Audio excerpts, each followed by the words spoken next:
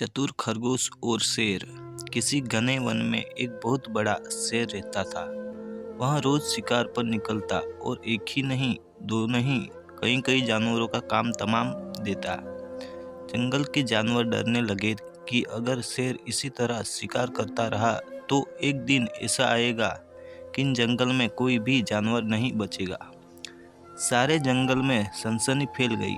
शेर को रोकने के लिए कोई न कोई उपाय करना जरूरी था। एक दिन जंगल के सारे जानवर इकट्ठा हुए और इस प्रश्न पर विचार करने लगे। अंत में उन्होंने तय किया कि वे सब शेर के पास जाकर उससे इस बारे में बात करें। दूसरे दिन जानवरों के एक दल शेर के पास पहुंचा। उनके अपनी ओर आते देख शेर घबरा गया और उसने गरज कर पूछा, क्या बात है, तुम सब यहाँ क्यों आ रहे हो? जानवर दल के नेता ने कहा, महाराज, हम आपके पास निवेदन करने आए हैं। आप राजा हैं और हम आपकी प्रजा। जब आप शिकार करने निकलते हैं तो बहुत जानवर मार डालते हैं। आप सबको खा भी नहीं पाते। इस तरह से हमारी संख्या कम होती जा रही है।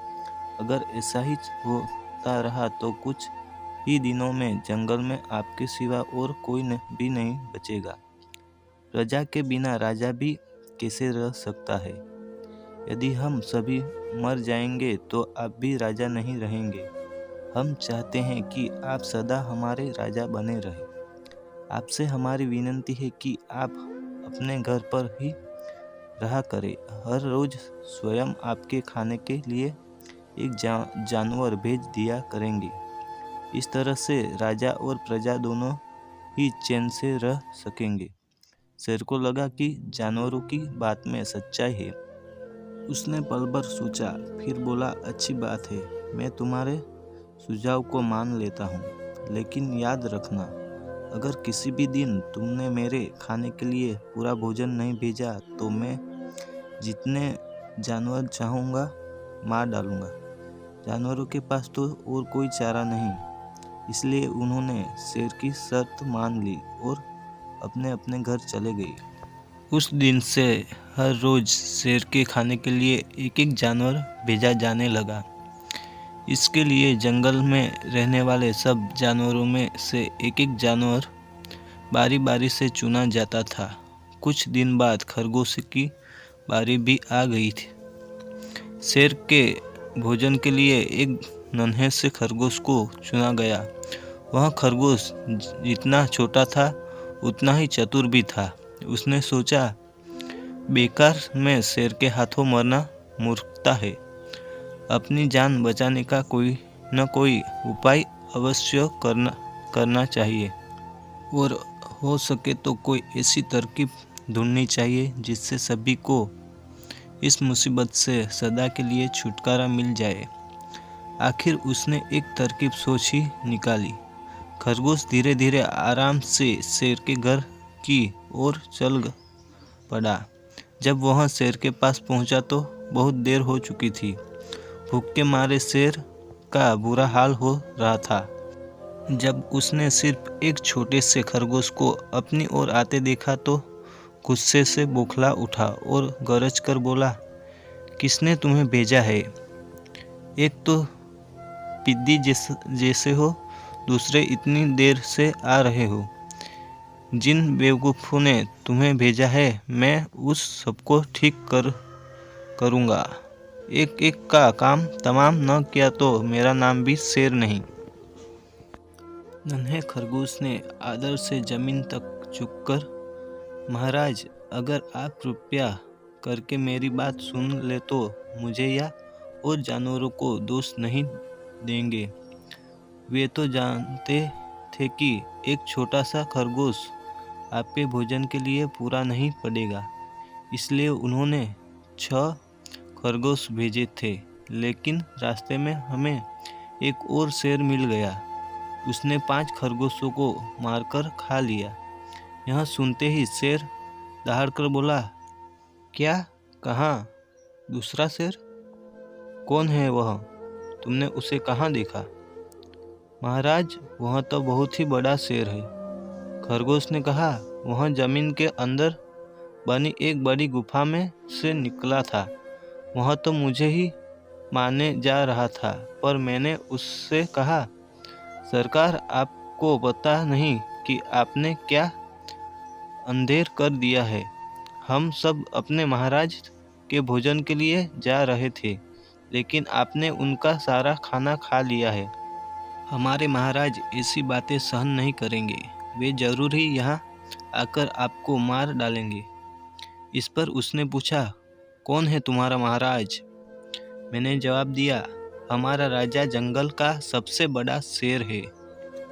महाराज, मेरे ऐसा कहते ही वह गुस्से से लाल पीला होकर बोला, बेवकूफ़, इस जंगल का राजा सिर्फ मैं हूँ। यहाँ सब जानवर मेरी प्रजा है। मैं उसके साथ जैसा चाहूँ वैसा कर सकता हूँ। जिस मूर्ख को तुम अपना राजा कहते हो, उस चोर को मेरे सामने हाजिर करो।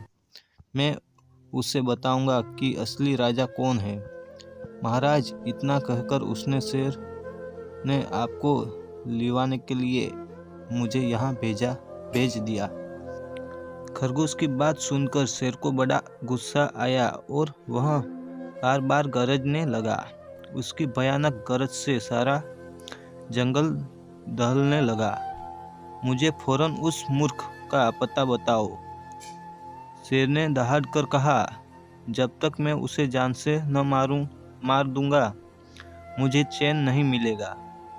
बहुत अच्छे महाराज, खरगोश ने कहा, मौत ही उस दुष्ट की सजा है। अगर मैं और बड़ा और मजबूत होता तो मैं खुद ही उसके टुकड़े टुकड़े कर देता। चलो, रास्ता दिखाओ, शेर ने कहा। फौरन बताओ किधर चलना है। इधर आइए महाराज, इधर। खरगोश रास्ता दिखाते हुए शेर को एक कुएं के पास ले गया और बोला, महाराज, वह दूर शेर जमीन के नीचे किले में रहता है। जरा सावधान रहिएगा। किले में छुपा दुश्मन खतरनाक होता है। मैं उससे निपट लूँगा। शेर ने कहा, तुम यह बताओ कि वह है कहाँ? पहले जब मैंने उसे देखा था तब तो वह यहीं बाहर खड़ा था। लगता है आपको आता देखकर वह किले में घुस गया। आइए मैं आपको दिखाता हूँ। खरगोश ने कुएं के नज़दीक आकर शेर से अंदर झांकने के लिए कहा। शेर ने कुएं के अंदर झांका तो उसने कुएं के पानी में अपनी परछाई दिखाई दी। परछाई को देखकर शेर जोर से दहाड़ा।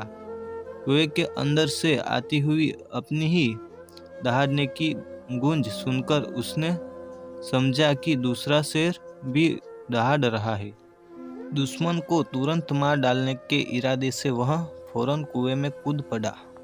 कूदते ही पहले तो वह कुएं की दीवार से टकराया, फिर धड़ाम से पानी में गिरा और डूबकर मर गया। इस तरह चतुराई से शेर से छुट्टी पाकर नन्हा खरगोश घर लौटा। उसने जंगल के जानवरों को शेर के मारे जाने की कहानी सुनाई।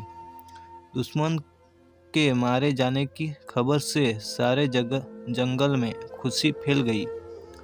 जंगल के सभी जानवर खरगोश की जय जयकार करने लगे। सीख: घोर संकट की परिस्थितियों में भी हमें सूझबूझ और चतुराई से काम लेना चाहिए और आखिरी दम तक प्रयास करना चाहिए।